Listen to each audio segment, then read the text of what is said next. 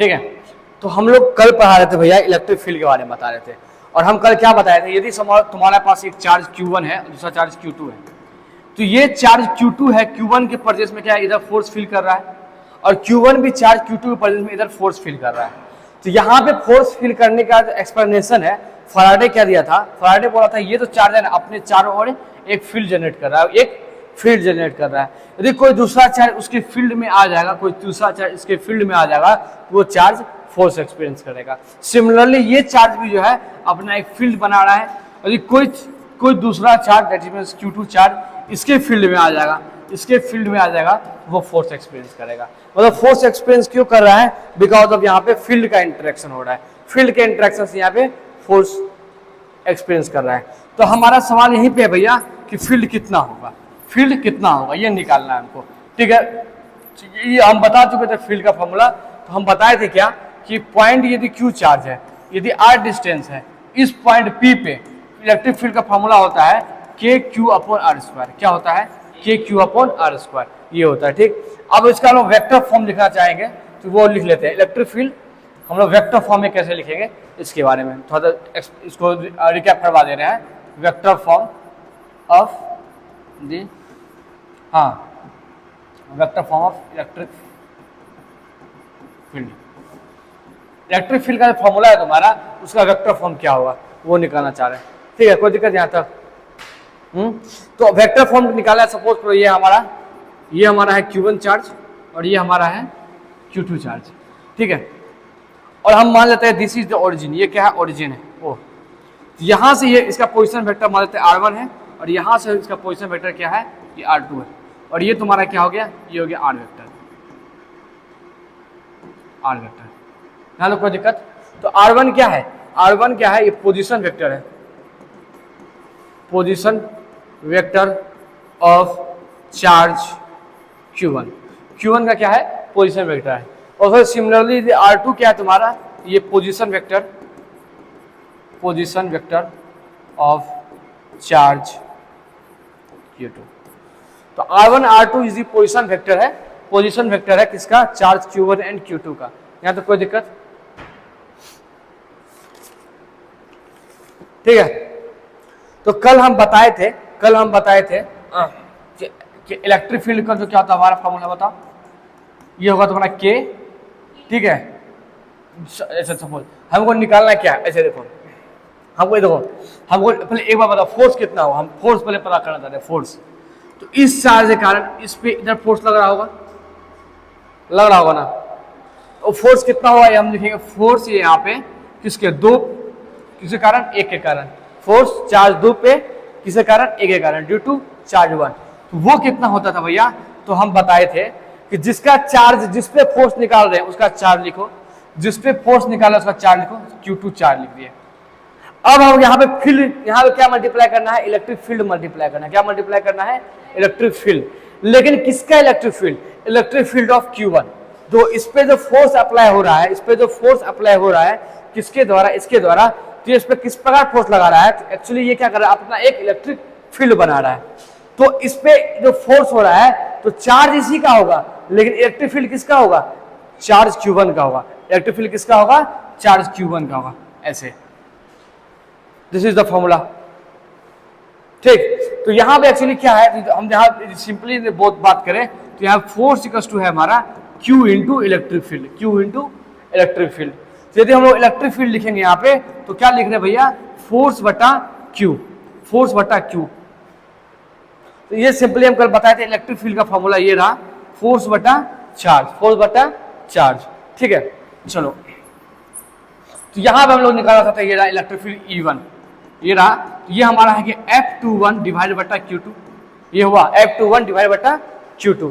F21 कितना होगा पता, दो चार्ज है, इस पे फोर्स कितना लगेगा पता, KQ1 Q2 upon R², KQ1 Q2 upon R², this is the force.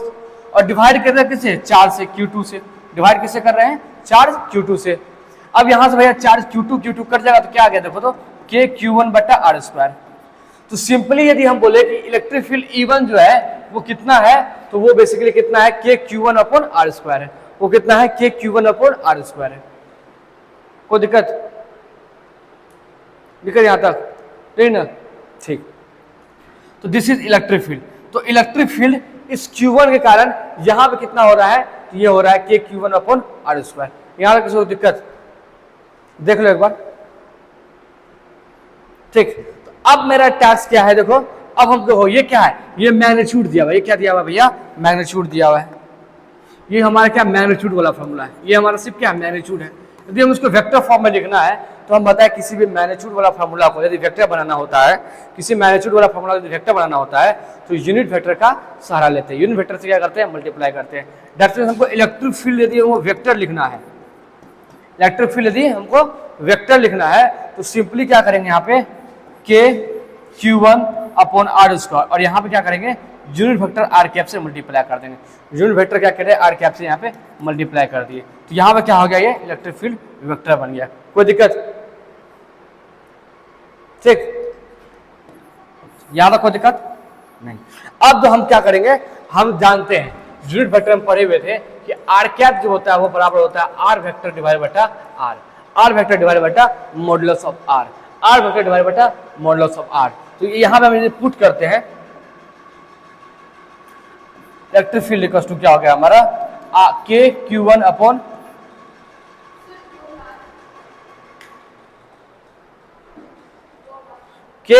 Upon ये दो, ये हो गया आर वेक्टर और डिवाइड बटा यहाँ पे हो गया आर और यहाँ R²। तो इसे सॉल्व करेंगे तो KQ1 यहाँ आर वेक्टर और नीचे हो गया R3, ये हो गया इलेक्ट्रिक फील्ड।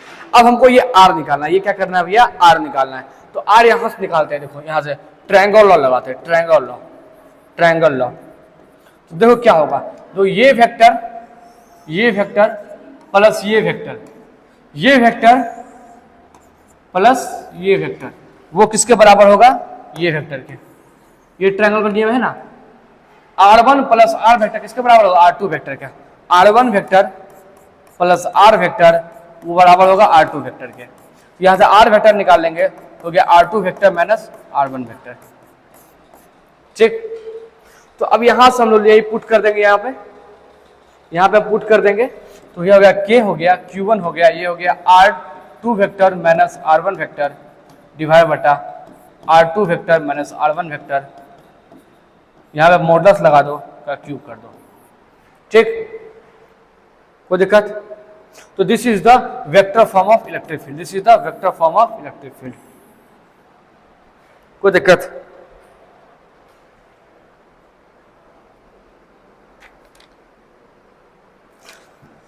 तो ये क्या हो गया, ये है तुम्हारा क्या, ये है तुम्हारा इलेक्ट्रिक फील्ड, इलेक्ट्रिक फील्ड,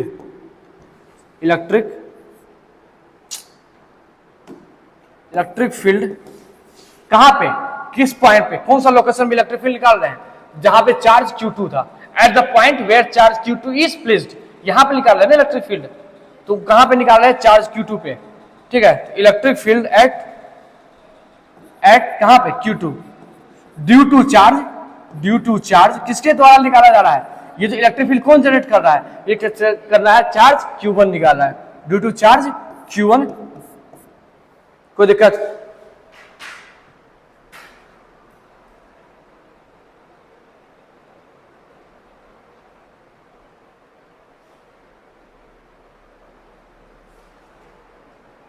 यदि हम लोग इलेक्ट्रिक फील्ड ड्यू टू ये निकालना चाहे तो ये इलेक्ट्रिक फील्ड कौन निकाल रहा है, चार्ज Q1 निकाल रहा है। यदि हम लोग निकालना चाहे electric field due to charge Q2 तो वो क्या लिखेंगे, तो वो हमें निकालना चाहे तो यहाँ लिख सकते हैं कि बताता हूँ, electric field due to charge Q2 at Q1, तो क्या होगा भैया, तो E2, ये क्या होगा बताओ, फोर्स 2/1 डिवाइडेड बटा Q, कौन फोर्स एक्सपीरियंस करेगा, फोर्स एक्सपीरियंस करेगा Q1, कौन करेगा, Q1 करेगा, ठीक है। और फोर्स लगेगा किस पे, तो फोर्स लगेगा यहाँ, उल्टा लिख दिए, यहाँ फोर्स किस पे लगेगा, यहाँ पे देखो ना, यहाँ देखो, यहाँ पे हम बात कर रहे हैं, हम कहाँ बात कर रहे हैं, इस पोजीशन में बात कर रहे हैं, हम बात करें इस पोजीशन में इलेक्ट्रिक फील्ड कितना है। तो बेसिकली इस पोजीशन पे इलेक्ट्रिक फील्ड पता करना होगा तो हमको पता करना पड़ेगा यहाँ पे इस चार्ज पे फोर्स कितना लग रहा है, क्या पता करना पड़ेगा, इस चार्ज पे फोर्स कितना लग रहा है, ठीक है। तो इस चार्ज पे फोर्स पता करने के लिए हम लोगों को तो आराम से फॉर्मूला पता चल जाएगा। देखो यहाँ पर फोर्स कितना हो गया, force 1 due to charge 2, due to charge 2, force 1 due to charge 2, ठीक है।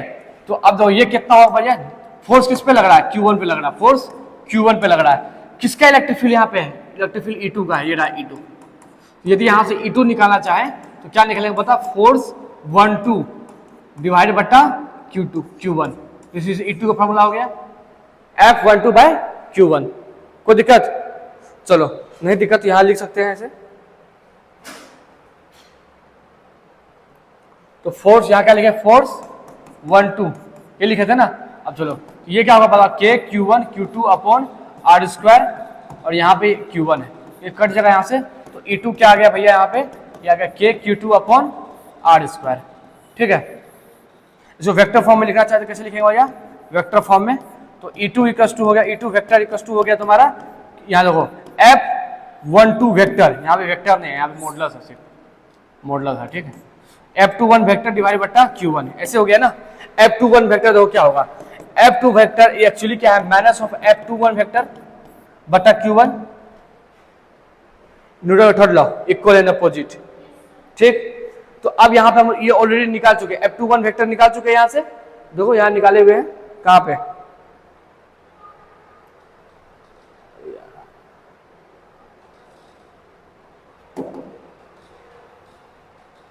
काम है ना, इतना घटिया करता है ना, इतना स्लो होता है भाई मॉनिटर। मेरा सर का ऐसे करता था, स्मूथली चलता है, इतना स्लो हो रहा है वो तो। क्या बवासीर खरीद लिए हैं सर।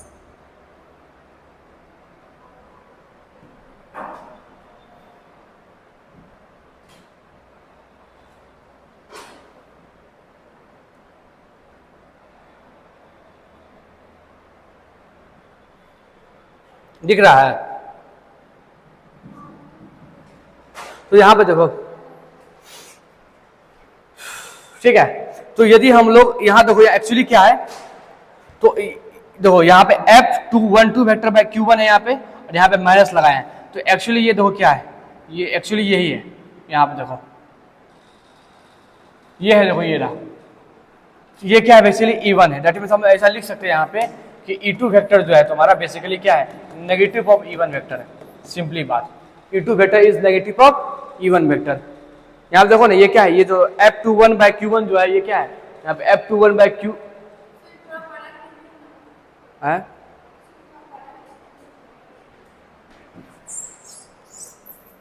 छोड़ो ये जो टॉपिक है छोड़ो, इसको हटाओ। यहां तक समझ में आ गया है, सब समझ में आया यहां तक तुमको रे, ठीक।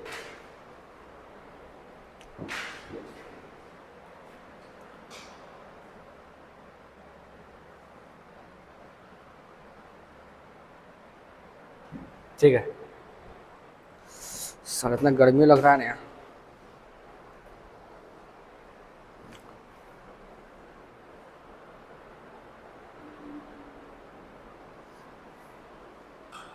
कोई दिक्कत, ठीक। ये हम कल बताए थे, this is the vector form of electric field. उसके बाद हम कल क्या बताए थे, तो कल थोड़ा सा सुपरपोजिशन थ्योरम के बारे में बताए थे, principle of superposition, principle of superposition, superposition of electric field, ये का टॉपिक कल डिस्कस किए थे, ठीक है। इसमें हम क्या बताए थे भैया, यदि सपोज कोई मल्टीपल चार्जेज है, मतलब यहाँ पे Q1 है, यहाँ पे Q2 है, यहाँ पे Q3 है, ठीक है, मल्टीपल चार्जेज है। इस सारे कारण किसी एक पॉइंट P पे हमको इलेक्ट्रिक फील्ड निकालना है, इलेक्ट्रिक किसी एक पॉइंट P पे हमको क्या निकालना है, नेट इलेक्ट्रिक फील्ड निकालना है। क्या निकालना है, इलेक्ट्रिक फील्ड, हाँ नेट निकालना है। दैट मीन्स इस सब चार्जेस के द्वारा, तो सिंपली क्या होगा, हर एक चार्ज के द्वारा इलेक्ट्रिक फील्ड कैलकुलेट करना चाहिए। E1 इसके द्वारा हो गया, यहाँ पे E2 इसके द्वारा हो गया, E3, और सबको क्या कर दो, वेक्टर सम कर दो, E1 plus E2 plus E3, ये हो गया वेक्टर सम। यहाँ क्या है बेसिकली, वेक्टर सम है, वेक्टर सम। तो नेट इलेक्ट्रिक फील्ड निकालने का क्या करना पड़ता है, इंडिविजुअली सबका इलेक्ट्रिक फील्ड निकाल लो और सबको क्या कर दो, वेक्टर सम कर दो। This is a superposition theorem, ठीक है, सुपरपोजिशन ऑफ इलेक्ट्रिक फील्ड हो गया, ठीक। अब ये चार्ज है Q1 Q2 Q3, ये क्या है, काउंटेबल चार्ज है। क्या है, काउंटेबल चार्ज, काउंटेबल चार्ज है। इस चार्ज को तुम क्या काउंट कर सकते हो नहीं कर सकते हो? 1 2 3 काउंट कर सकते हैं। इसीलिए इसको जानता है, इसको बोलते हैं डिस्क्रीट चार्ज। क्या बोलते हैं? Discrete charge. क्या बोलते हैं इसको? Discrete charge. डिस्क्रीट चार्ज, ठीक।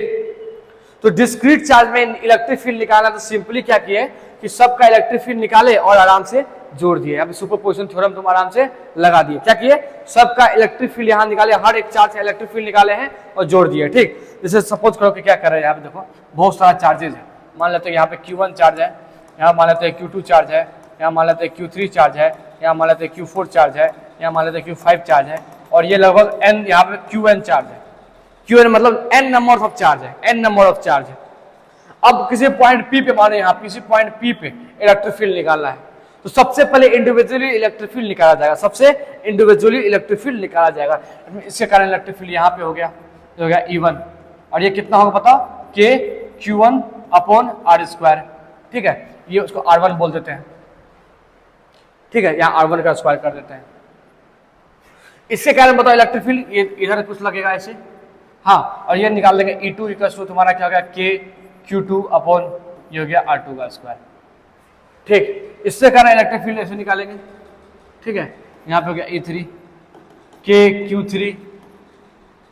Q3 अरे यार Q3 अपॉन R3 का स्क्वायर, ठीक है। इसके द्वारा R4 हो गया, इसके द्वारा R5 हो गया, इसके द्वारा Rn हो गया, यहाँ पे En हो गया, En हो गया।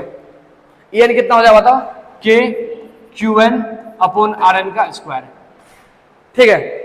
यदि हम लोग यहाँ नेट नेट लिख रहे हैं तो क्या लिख रहे हैं भैया? तो K Q1 अपॉन R1 का square plus K Q2 upon R2 का square plus K Q3 upon R3 का स्क्वायर प्लस कहाँ तक जा रहा है? N तक जा रहा है, क्यों? Qn अपॉन Rn का स्क्वायर, इतना जा रहा है। अब इसी चीज को लिखने के लिए मैथमेटिक्स का एक तरीका क्या है कि इसको ऐसे लिखते हैं, देखो कैसे लिखते हैं, ऐसे लिखते हैं। यहाँ पे ऐसे लगा रहे समेशन, क्या है? समेशन। और क्या लिख रहे हैं? यहाँ पे लिख रहे हैं K Q बाय R, यहाँ पे लिख रहे हैं I, यहाँ क्या लिख रहे हैं? I, यहाँ भी क्या लिख रहे हैं? I लिख रहे हैं। जहां पे 1 2 3 लिखा हुआ था वहां पे क्या लिख रहे हैं? I लिख रहे हैं, ठीक। उसके बाद क्या कर रहे हैं?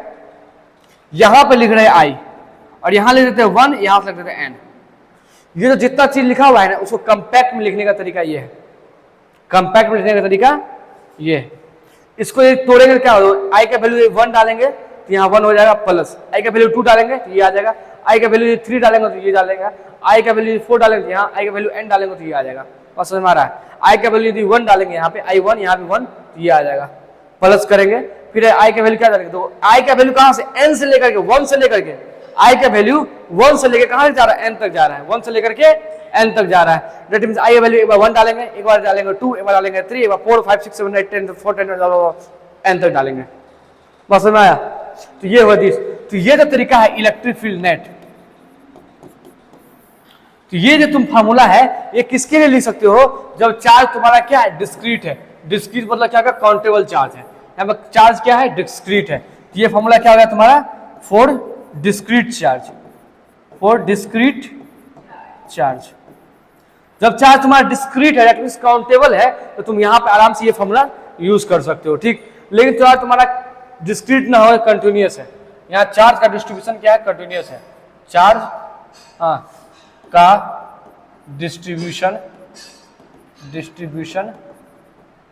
कंटिन्यूअस है। कहने का मतलब क्या होगा? एक जैसे एक वो बॉडी है और इस बॉडी में पूरा चार्ज है, पूरा कंटिन्यूअसली चार्ज फैला हुआ है। तो अब इसमें तुम कैसे जोड़ोगे? यहां से कैसे जोड़ोगे? यहां पे तुम कैसे निकालोगे इलेक्ट्रिक फील्ड? इस पॉइंट P पे। तो भैया इस पॉइंट P पे इलेक्ट्रिक फील्ड कैसे निकालोगे? यहाँ पे इलेक्ट्रिक फील्ड, तो इसको निकालने का तरीका क्या है? ठीक है, इसको निकालने का तरीका क्या है? यहाँ पे एक छोटा सा एलिमेंट चूज करते हैं। क्या करते हैं? एक छोटा सा एलिमेंट चूज करते हैं, एक छोटा सा एलिमेंट चूज करते हैं और बोलते हैं इस एलिमेंट का चार्ज कितना है? dq है। इस एलिमेंट का चार्ज कितना है? dq है। और इस एलिमेंट से यहाँ का दूरी है यहाँ पे r डिस्टेंस पे। तो अब बताइए छोटा सा जो चार्ज एक पॉइंट चार्ज की तरह बिहेव कर रहा है, एक छोटा सा चार्ज पॉइंट चार्ज की तरह बिहेव कर रहा है। अब इस चार्ज से इलेक्ट्रिक फील्ड किधर होगा? इधर होगा। तो ये हो गया तुम्हारा क्या? तो छोटा चार्ज से इलेक्ट्रिक फील्ड छोटा आएगा, d छोटा इलेक्ट्रिक फील्ड। और ये कितना है? K dq upon R², K dq upon R square. ठीक है, लेकिन ये क्या पूरा नेट इलेक्ट्रिक फील्ड है? नहीं है। सारा इलेक्ट्रिक फील्ड को क्या करना पड़ेगा? ऐड करना पड़ेगा। सारा इलेक्ट्रिक फील्ड को, मतलब याद छोटा सा एलिमेंट है, यहाँ भी छोटा सा एलिमेंट होगा, यहाँ भी छोटा सा एलिमेंट होगा, यहाँ भी छोटा सा एलिमेंट होगा, बहुत सारा छोटा छोटा एलिमेंट होगा। कितना छोटा छोटा एलिमेंट होगा? बहुत सारा। अब सारा छोटा छोटा एलिमेंट को जोड़ना है, सारा छोटा छोटा एलिमेंट को के कारण जो इलेक्ट्रिक फील्ड आ रहा है सबको जोड़ना है। जोड़ने का तरीका क्या होता है? जोड़ने का तरीका होता है भैया, क्या होगा जोड़ने का तरीका? कैसे जोड़ सकते हैं बताओ ना? समेशन, यदि कोई कंटिन्यूअस बटी है वहां समेशन करना है, उसके लिए हम लोग यूज करते हैं इंटीग्रेशन। इंटीग्रेशन का यूज करते हैं। किस यूज करते हैं? इंटीग्रेशन। इंटीग्रेशन का मतलब होता है समेशन ही होता है। क्या होता है? समेशन। अब हमको क्या करना है? इसका इलेक्ट्रिक फील्ड निकालना, पूरे चार्ज निकालना। तो पहले छोटा सा चार्ज कारण निकाल दिए और इसको इंटीग्रेट कर दिए। क्या कर दिए? इंटीग्रेट कर दिए। लेकिन यहाँ पे इंटीग्रेशन नहीं कर सकते, यहाँ पे इंटीग्रेशन नहीं कर सकते। क्यों नहीं कर सकते हैं? क्योंकि हम बताए थे वेक्टर में तभी जोड़ सकता है जब सब वेक्टर का डायरेक्शन क्या हो? सेम हो। सब वेक्टर का डायरेक्शन सेम होगा तभी तुम उसको स्केलर की तरह जोड़ सकते हो। लेकिन यहाँ पे देखो, इस छोटा सा चार्ज के लिए इलेक्ट्रिक फील्ड किधर आएगा? इस छोटा सा चार्ज के लिए इलेक्ट्रिक फील्ड इधर आएगा।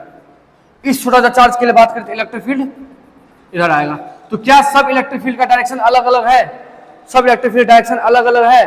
तो यहाँ पे तुम डायरेक्टली जोड़ नहीं सकते हो, डायरेक्टली जोड़ नहीं कर सकते हो। दैट मींस तुम मैग्नीट्यूड को डायरेक्टली इंटीग्रेट नहीं कर सकते हो, मैग्नीट्यूड डायरेक्टली इंटीग्रेट नहीं कर सकते हो। तो लिख सकते हैं यहाँ पे मैग्नीट्यूड फॉर, ऐसा लिखते हैं, ऐसा लिख देते हैं, for calculation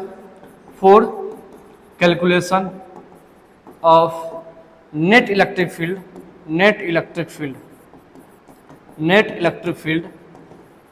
we cannot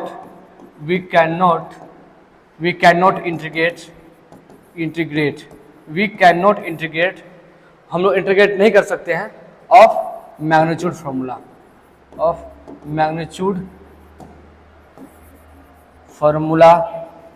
of electric field का मैग्नीट्यूड फार्मूला को डायरेक्ट इंटीग्रेट नहीं कर सकते हैं। क्यों नहीं कर सकते हैं? क्योंकि इंटीग्रेशन यह समेशन है। इंटीग्रेशन का मतलब क्या होता है? समेशन होता है। और इलेक्ट्रिक फील्ड एक वेक्टर क्वांटिटी है। वेक्टर क्वांटिटी के यहाँ समेशन तुम डायरेक्टली नहीं कर सकते हो। यहाँ पे वेक्टर समेशन करना पड़ेगा। क्या करना पड़ेगा? वेक्टर समेशन करना पड़ेगा। क्यों? क्योंकि हर इलेक्ट्रिक फील्ड का डायरेक्शन डिफरेंट है। इसके द्वारा इलेक्ट्रिक फील्ड डायरेक्शन कुछ और आएगा, इसके द्वारा इलेक्ट्रिक फील्ड का डायरेक्शन कुछ और आएगा। Different direction of electric field को तुम है, दैट मींस यहाँ पे डिफरेंट इलेक्ट्रिक फील्ड है, सबको तुम जोड़ना है। सबको जोड़ने के लिए तुम इंटीग्रेशन का सहारा नहीं ले सकते हो, क्योंकि इंटीग्रेशन को जोड़ने से स्केलर क्वांटिटी मिलता है। स्केलर को तुम दो, इंटीग्रेशन का मतलब समेशन का मतलब 1 + 1 = 2 होता है। लेकिन वेक्टर में 1 + 1 = 2 नहीं हो सकता है, जरूरी नहीं है। क्यों? क्योंकि उसका डायरेक्शन पर भी डिपेंड करेगा कि वेक्टर 1 का डायरेक्शन और वेक्टर 1 का डायरेक्शन किधर है।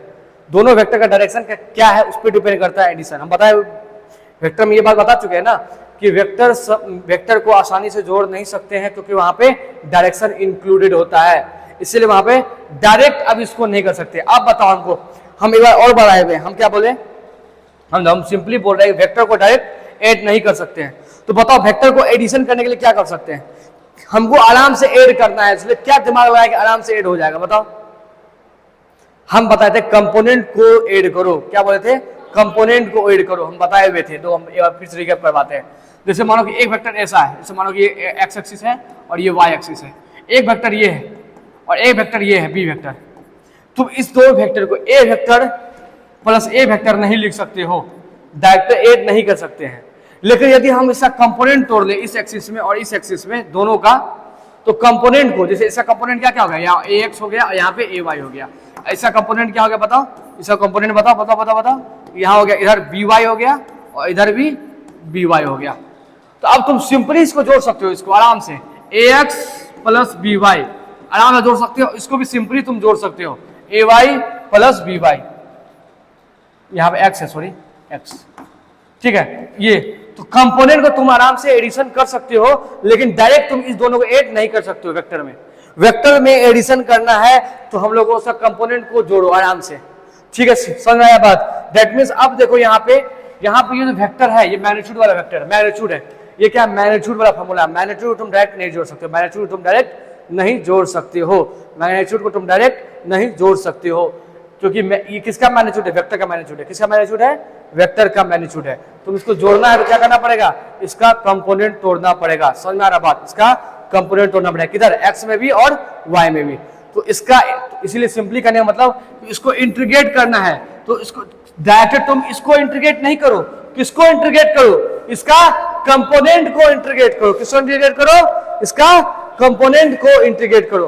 क्लियर है, यहां तो नहीं क्लियर है?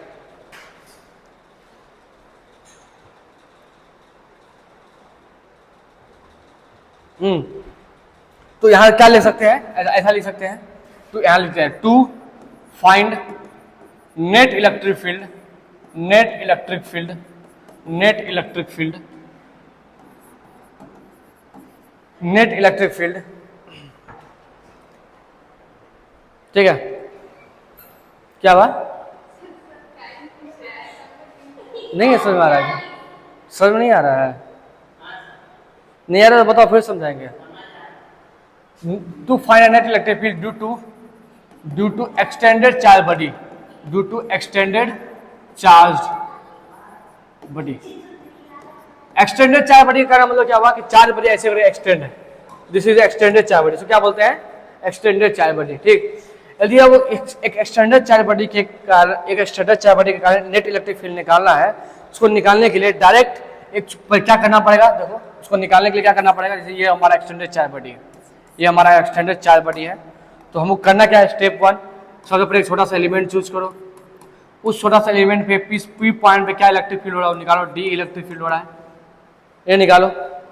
ये निकालिए, ये मान लेते हैं यहाँ पे डी क्यू है इसका चार्ज, तो इलेक्ट्रिक फील्ड कितना हो, ये डिस्टेंस आर मान लेते हैं, इलेक्ट्रिक फील्ड कितना होगा बताओ, ये हो जाएगा K D Q upon R square, ये इतना हो जाएगा। अब हम क्या बोलेंगे, इसको डायरेक्ट इंटीग्रेट नहीं कर सकते हो, इसको डायरेक्ट इंटीग्रेट तुम नहीं कर सकते हो, क्योंकि इसमें हर एक सेगमेंट का जो डायरेक्शन होगा वो डिफरेंट आएगा, क्योंकि ये मैग्नीट्यूड है किसका, वेक्टर क्वांटिटी का, वेक्टर क्वांटिटी का मैग्नीट्यूड को तुम डायरेक्ट एडिशन नहीं कर सकते हो। सिंपली बात है कि वेक्टर क्वांटिटी का मैग्नीट्यूड को तुम डायरेक्ट एडिशन नहीं कर सकते हो, उसको एडिशन करना है तो उसका कंपोनेंट तोड़ना पड़ेगा, तो इसका कंपोनेंट तोड़ लेते हैं। तो ये हो गया तुम्हारा एक्स एक्सिस, इधर एक्स एक्सिस और इधर वाई एक्सिस, तो सिंपली इसका दो कंपोनेंट बनेगा, तुम्हारा दो कंपोनेंट बनेगा, एक बनेगा एलोंग एक्स एक्सिस जिसको बोलते हैं डेल्टा ई एक्स, डेल्टा नहीं बोलो क्या बोलते हैं, डी ई एक्स, एक्स की तरफ बनेगा और एक वाई की तरफ बनेगा डी ई वाई, ठीक है। अब क्या करो, इसको अलग इंटीग्रेट करो, इसको अलग इंटीग्रेट करो, ठीक है। तो अब क्या करेंगे, डेल्टा ई एक्स इसको इंटीग्रेट करके ई एक्स निकालेंगे, फिर यहां पे डी ई वाई है, इसको इंटीग्रेट करो, इसको इंटीग्रेट करो और यहां से ई वाई निकालो, तो यहां से ई एक्स भी निकल गया, ई वाई भी निकल गया।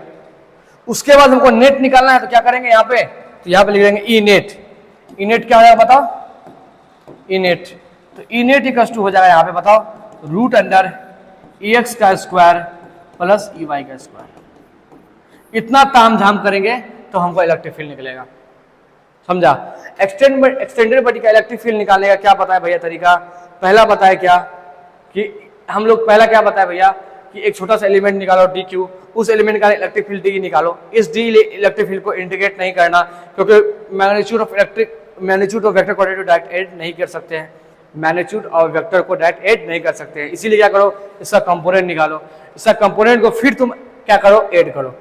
ऐड करने का मतलब क्या होगा, सिंपली इंटीग्रेशन। ऐड का क्या मतलब होता है, इंटीग्रेशन। ऐड का मतलब क्या होता है, इंटीग्रेशन। इंटीग्रेशन का मतलब क्या होता है, एडिशन।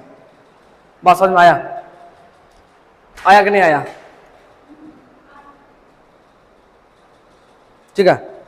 यहाँ पे हम लिख सकते हैं कुछ पॉइंट, तो यह पॉइंट हम जो पॉइंट यहाँ लिख लेते हैं, ठीक है। यहाँ पे magnitude can not be added, ठीक। और दूसरा बात कैलकुलेशन, दूसरा पॉइंट कैलकुलेशन, अच्छा कैलकुलेशन नहीं लिखो, calculate D E X and D E Y and integrate the component and integrate to get EEX and EEY। And after that हम electric field मिल जाएगा यहाँ से E X I cap plus E Y J cap. ठीक है, तो यहाँ से इलेक्ट्रिक फील्ड का मॉडुलस निकाल लेंगे तो क्या हो जाएगा, रूट अंडर ई एक्स का स्क्वायर प्लस वाई का स्क्वायर। ठीक,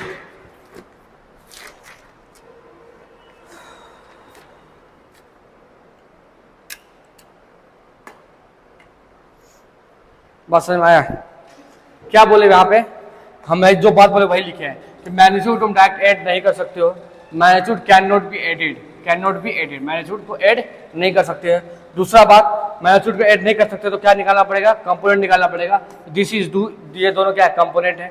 इस कंपोनेंट को क्या करो, इंटीग्रेट करके निकालो, ई एक्स और ई वाई निकाल दो, और उसके बाद इलेक्ट्रिक फील्ड का ये फॉर्मूला है, ये फॉर्मूला पुट कर दो यहाँ से, इसको यहाँ से पुट करके यहाँ से मैग्नीट्यूड निकाल लो। कोई दिक्कत, कोई दिक्कत, किसी को कोई दिक्कत?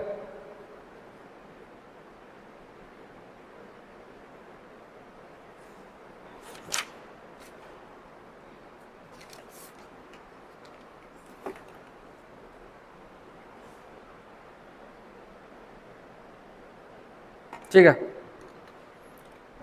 तो अभी हम यहाँ ये समझ में आ गया, एक एक्सटेंडेड चार्ज बॉडी का हमको निकालना पड़ेगा। तो मेरा मेन टास्क जानता क्या है इस सवाल में, इस सवाल में मेन टास्क हमारा डी क्यू निकालना।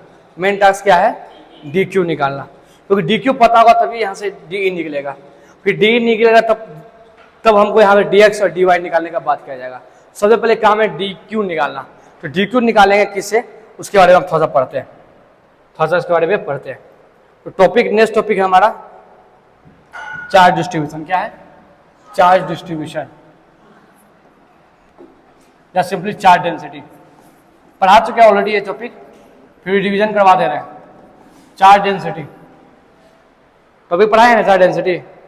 हाँ, तीन प्रकार हम लोग बोले, चार्ज डेंसिटी बोलो या डिस्ट्रीब्यूशन ऑफ चार्ज बोलो, डिस्ट्रीब्यूशन ऑफ चार्ज। ठीक है, हम बताए थे डिस्ट्रीब्यूशन ऑफ चार्ज में तीन प्रकार से चार्ज का डिस्ट्रीब्यूशन किया जाता है, तीन प्रकार से चार्ज का डिस्ट्रीब्यूशन किया जाता है। पहला बताया था क्या, linear charge distribution, linear charge distribution, simply कहने का मतलब कि एक रड है, एक लाइन, लीनियर का मतलब होता है लाइन, लीनियर का मतलब होता है लाइन, एक लाइन में चार्ज का डिस्ट्रीब्यूशन करना। दैट मींस एक रड है, रड में क्या किया, चार्ज का डिस्ट्रीब्यूशन कर दिए। या सिंपली एक रिंग है, क्या है, एक रिंग है, रिंग के सरफेस पे चार्ज का डिस्ट्रीब्यूशन कर दिया। ठीक है, कोई दिक्कत? उसका दूसरा है हमारा क्या, surface charge distribution, surface charge. देखो ये क्या है ना, ये रिंग है, ये क्या है, रिंग है, रिंग का इस सरकमफ्रेंस पे किया है ना, एक्चुअली लाइन ही है, जो यहाँ से यदि कट कर देगा तो ये पूरा लाइन बन जाएगा, हो जाएगा ना। तो ये इसको लाइन में इंक्लूड करेंगे। ये क्या है तुम्हारा, ये रिंग है, ये क्या है, रिंग है, और ये क्या है, रड है। ठीक, चलो, इस surface charge distribution, surface charge distribution. ठीक है, तो सरफेस चार्ज डिस्ट्रीब्यूशन में होगा, क्या होगा, इसमें नाम है सरफेस पे चार्ज का डिस्ट्रीब्यूशन होगा, सरफेस पे चार्ज का डिस्ट्रीब्यूशन होगा। जैसे एग्जांपल समझेंगे, एक होलो स्फीयर है, क्या है, होलो स्फीयर, ये रहा स्फीयर। इस होलो स्फीयर में हम लोग चार्ज को डिस्ट्रीब्यूशन किया है।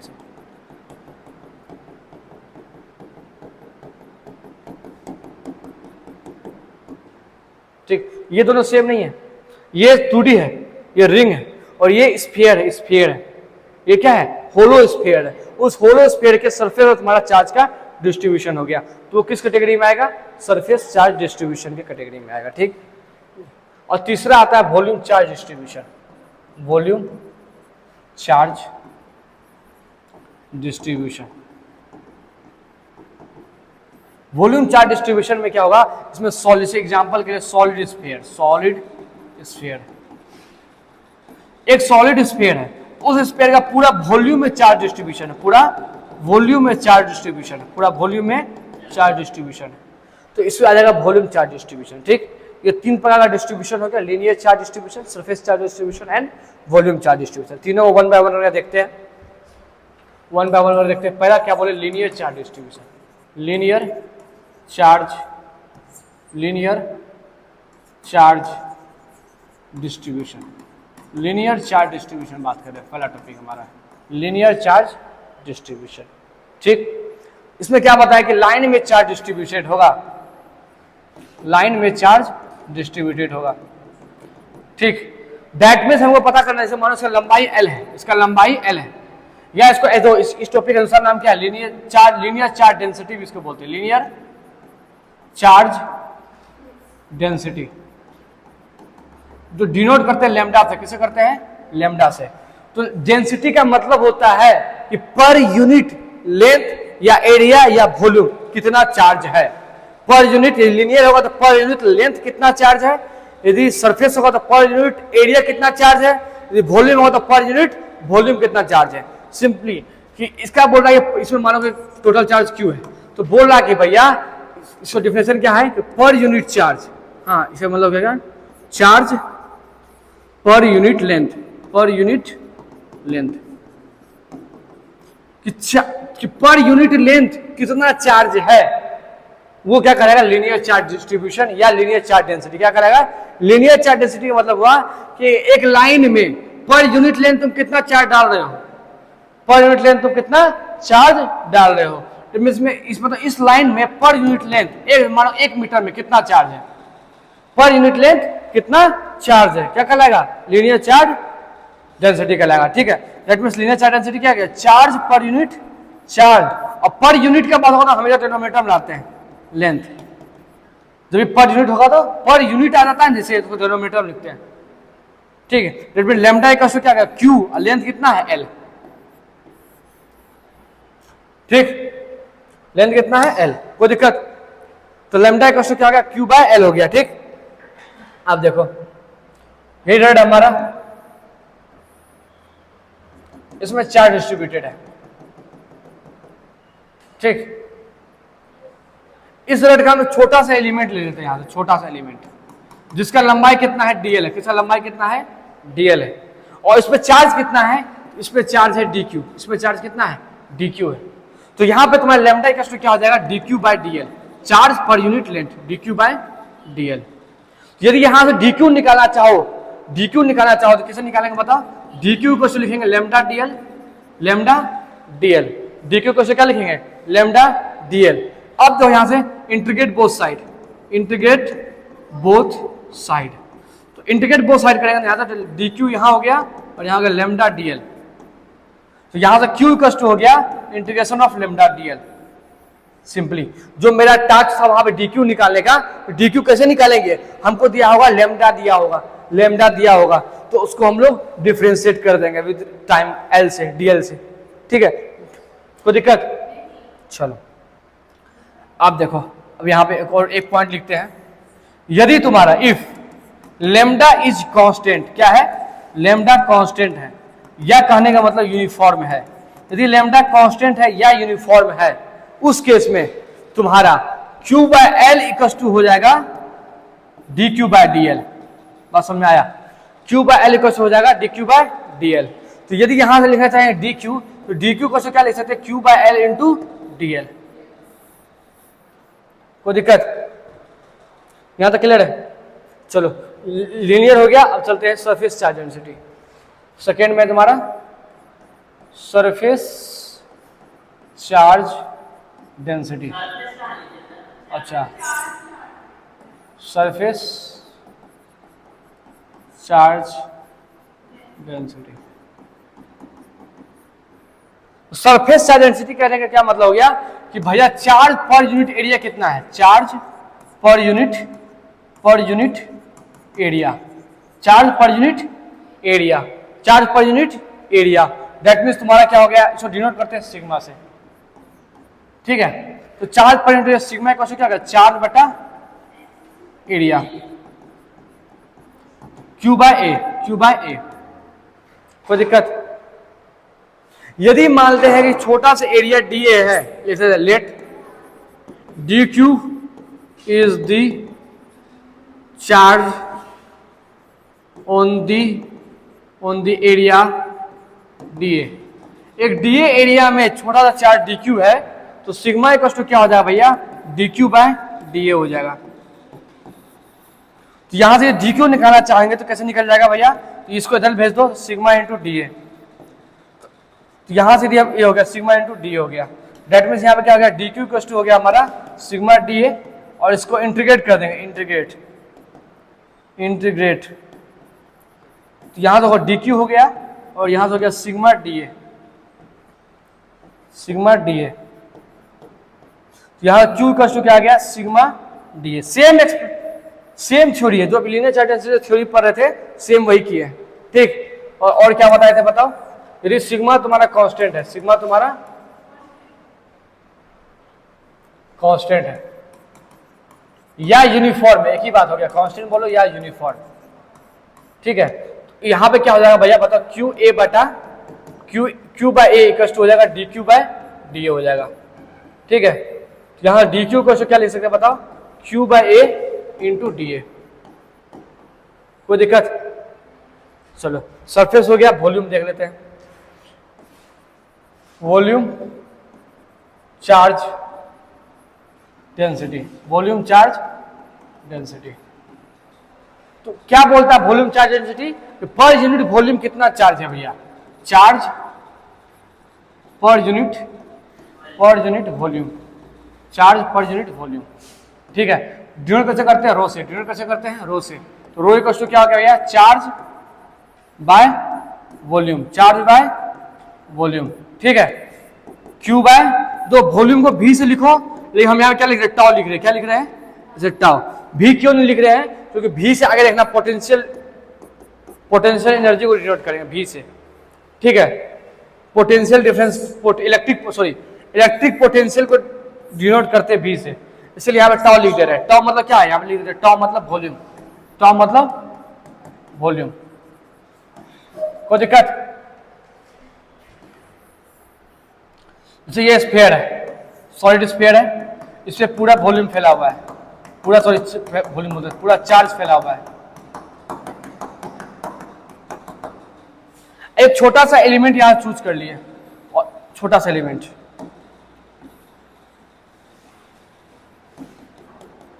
ठीक है, छोटा सा एलिमेंट है, इसका वॉल्यूम डीवी है, इसका वॉल्यूम कितना है, डीवी, छोटा सा वॉल्यूम डीवी, और इसमें चार्ज कितना है, डीक्यू है।